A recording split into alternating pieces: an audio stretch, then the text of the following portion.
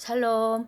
오랜만에 토라의 관점으로 본 코19 다음 단원 두 신부를 하게 됩니다.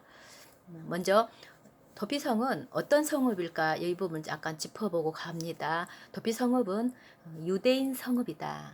유대인과 연합된 그 믿음 안에 있는 것을 도피성읍이라고 볼 수가 있겠죠. 예루살렘 중심으로 한 유대인의 왕, 또 그 유대인들과 접목된 잘 접붙여진 이런 믿음 안에 세워진 그런 사람들이 도피성에 있는 거와 마찬가지겠죠. 그들을 또한 접붙임 받은 자들, 거기에 있는 자들, 메시안의 공동체 함께 있는 자들, 그것 자체가 깃발이라고 합니다. 그러면 그 깃발을 보고 많은 사람들이 저것이 정말 도피할 수 있는 곳이다 하고 갈 수가 있겠죠.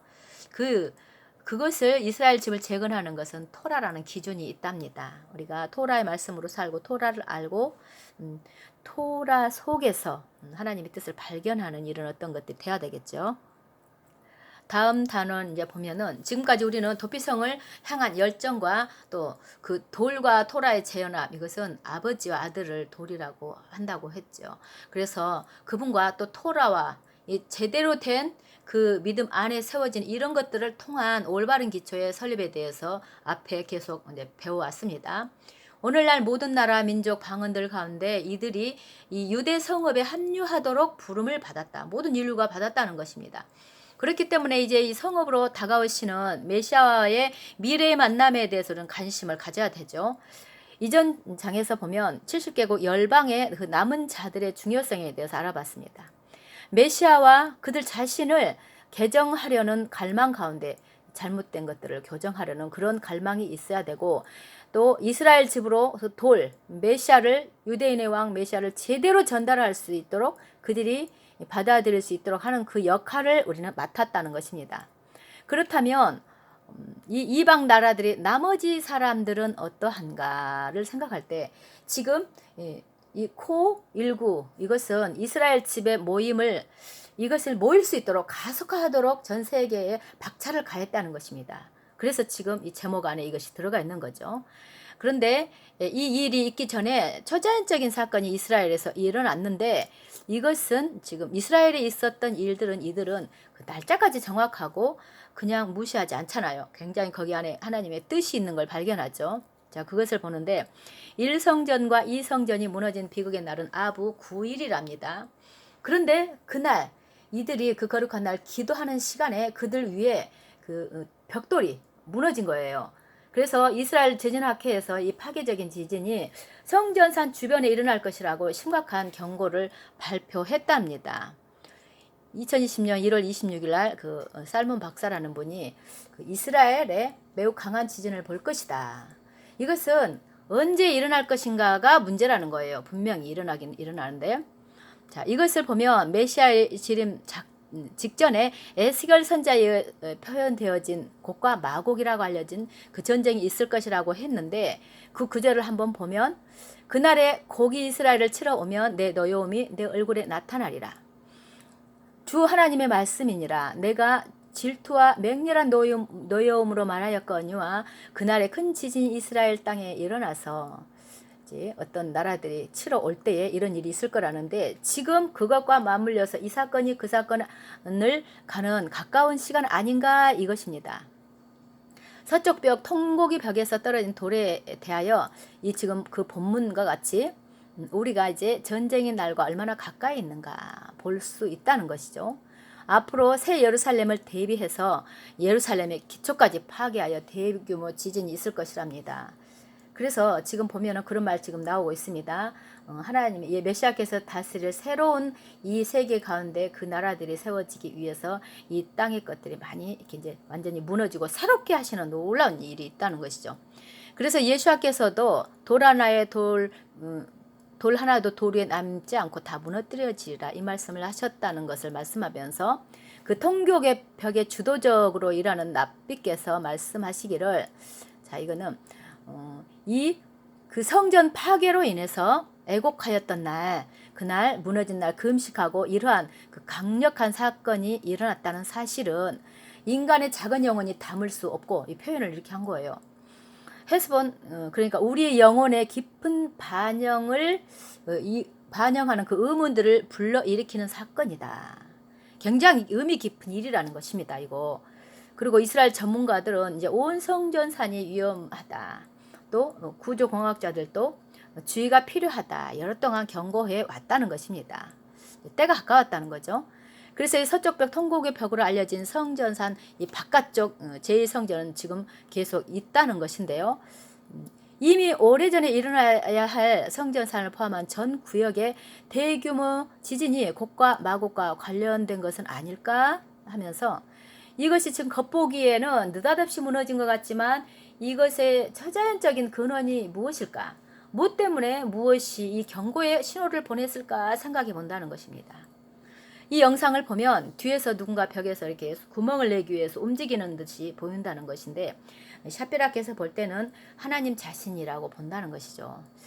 그래서 이제 그 예언적인 메시아에 대해서 예언적인 아가서에 대해서 말을 하면서 이 무너진 돌의 예언을 한번 보자는 것입니다. 아가서 2장 9절.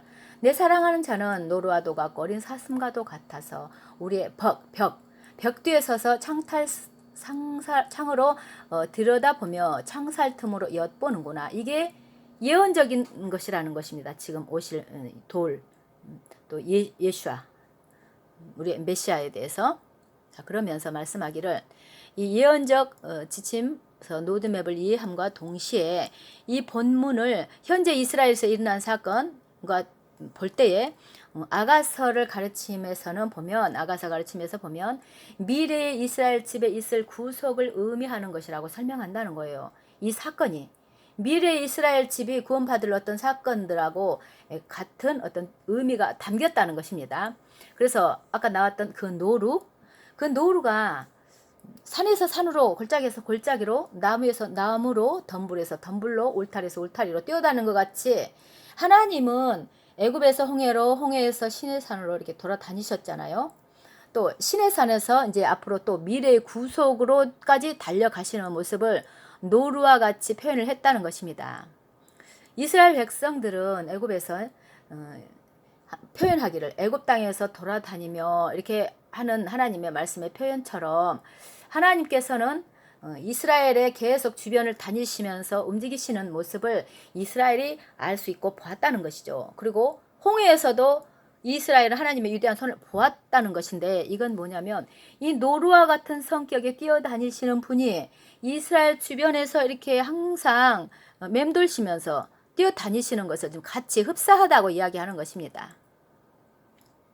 여기서 우리가 이해하는 것은 그분은 항상 신부 곁에 원래 장소로 돌아온다는 거예요. 떠나지 않고 이스라엘.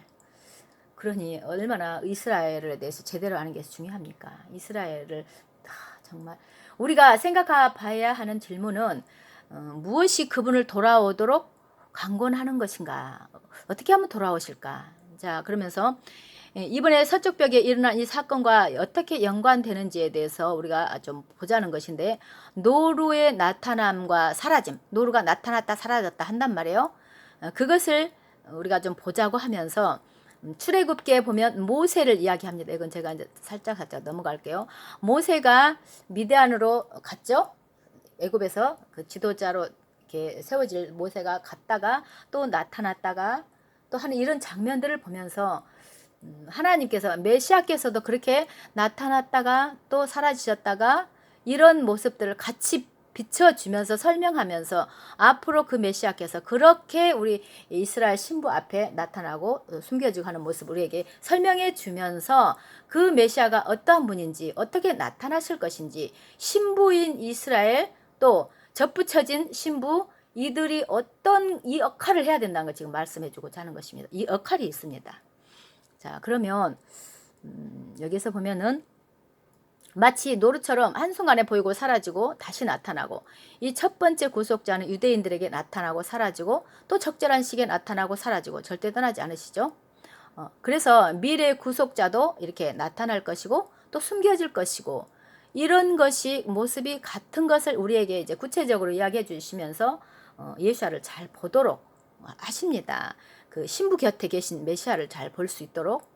그래서 그 노루의 성격의 행동의 성격에 대해서 설명을 이어나가는데 자 다니엘서를 보면 12장 12절이죠. 다니엘서를 보면은 기다려서 1335일까지 이르는 사람은 복이 있으리라 하면서 또 이제 그 숫자에 45를 더하면 1290일에서 이 날짜적인 이런 것이 있잖아요.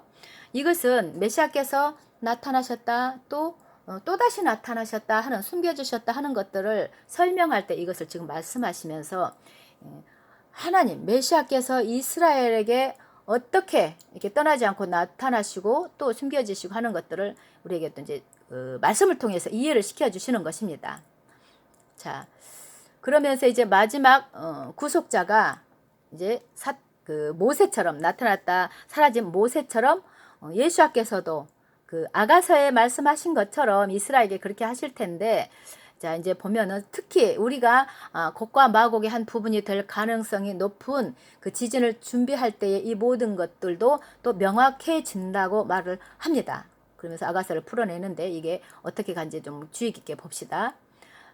우리의 벽 뒤에 숨어 있다. 아까 아가서에서 그랬죠. 그것을 히브리어는 굉장히 깊다는 거 아시죠?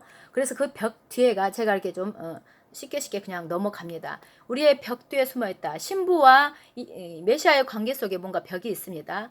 이것은 예루살렘의 서쪽의 벽과도 같은 뜻이랍니다. 어근이 같답니다. 그런데 지금 아까 이스라엘의 서쪽 벽 뒤에서 뭔가 손짓하는 것이 그 메시아 하나님의 손짓이라고 했잖아요. 이스라엘에게 주는 사인.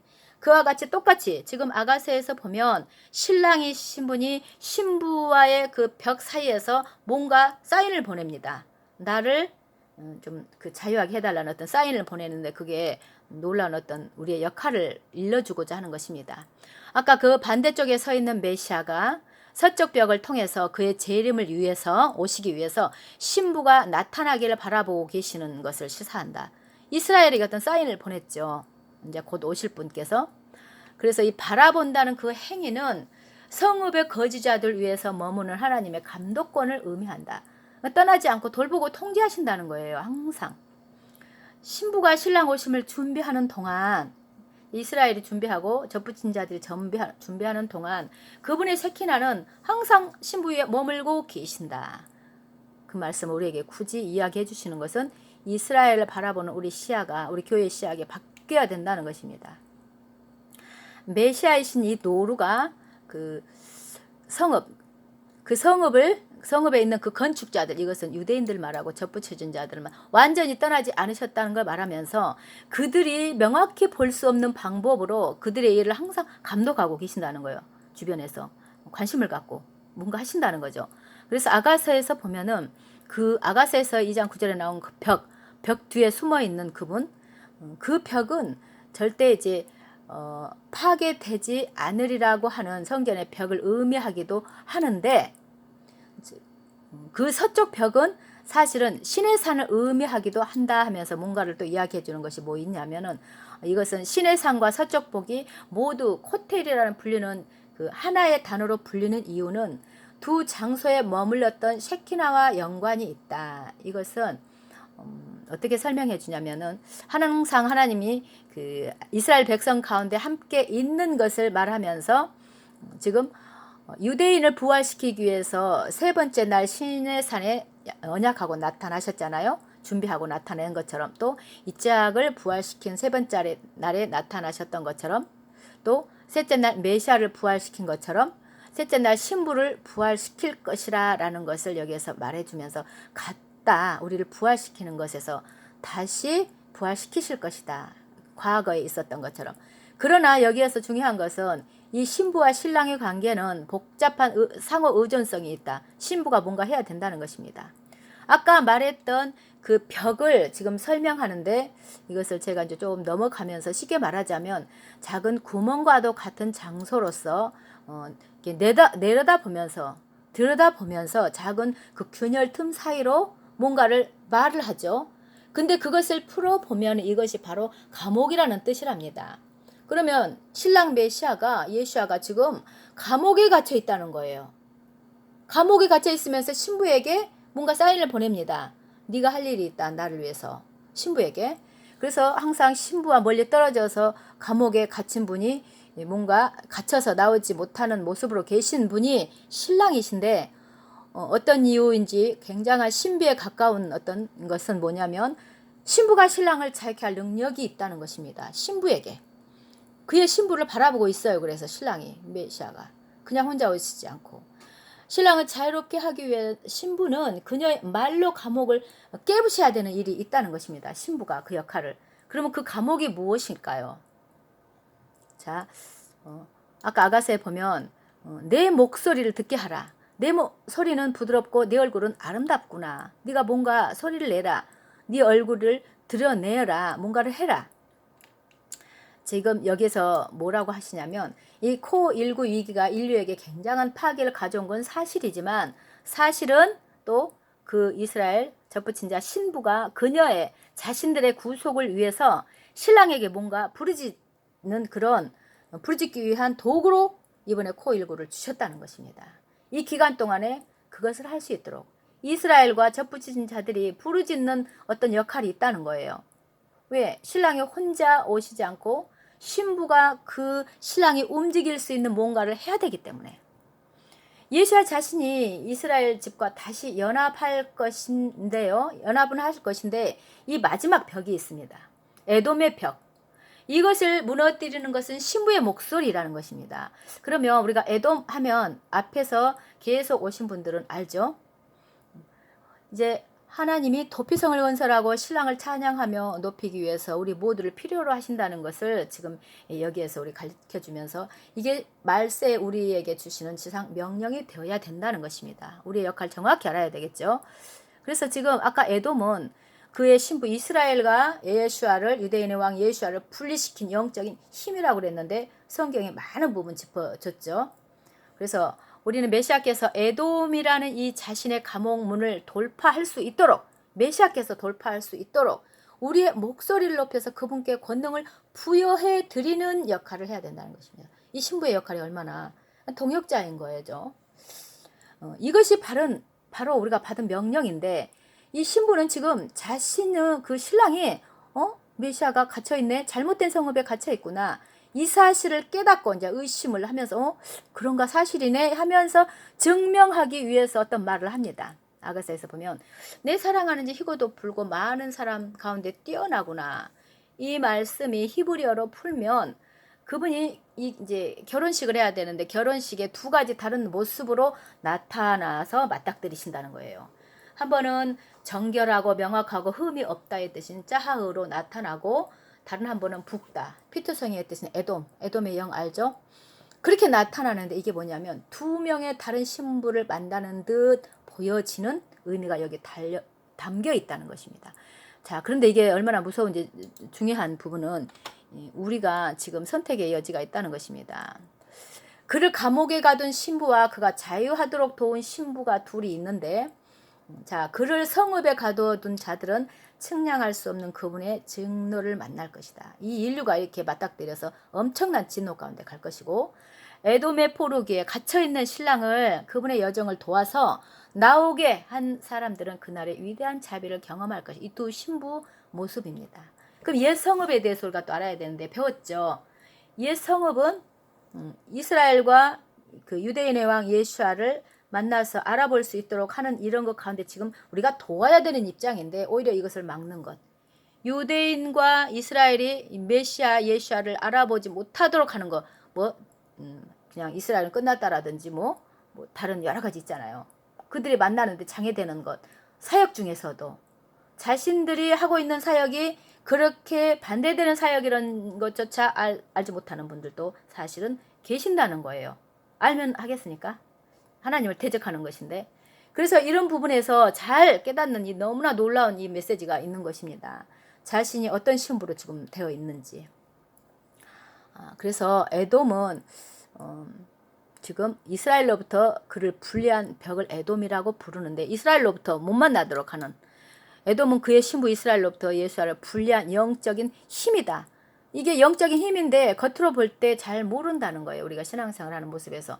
이 책 안에 이게 다 들어있잖아요. 이게 놀라운 책입니다. 그래서 이스라엘 자손에게 너는 우리 가운데로 지나가지 못하리라. 내가 칼을 들고 나가서 널 대적할까 하노라 라고 말한 자는 에돔이었다. 바로 이 동일한 영, 에돔의 영이 메시아를 격자 뒤에 가둬서 그의 신부에게 다가오지 못하도록 하는 그런 힘이라는 것입니다. 영적인 힘, 에돔의 힘. 이게 성경에 처음부터 끝까지 많이 나와 있잖아요.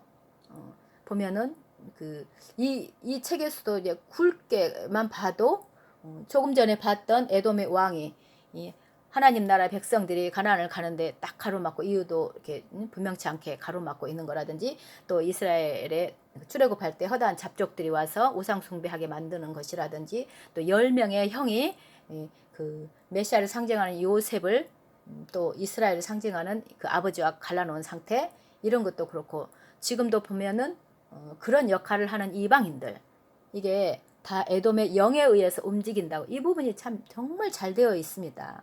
정말 이런 우리가 귀한 이런 메시지를 듣고 간다는 것 자체가 너무나 축복이고 놀라운 것인데, 이 말씀들을 듣는 분들의 영이 열려서 이게 무슨 말인지 이해하고 남은 자의 여정으로 갔으면 좋겠습니다.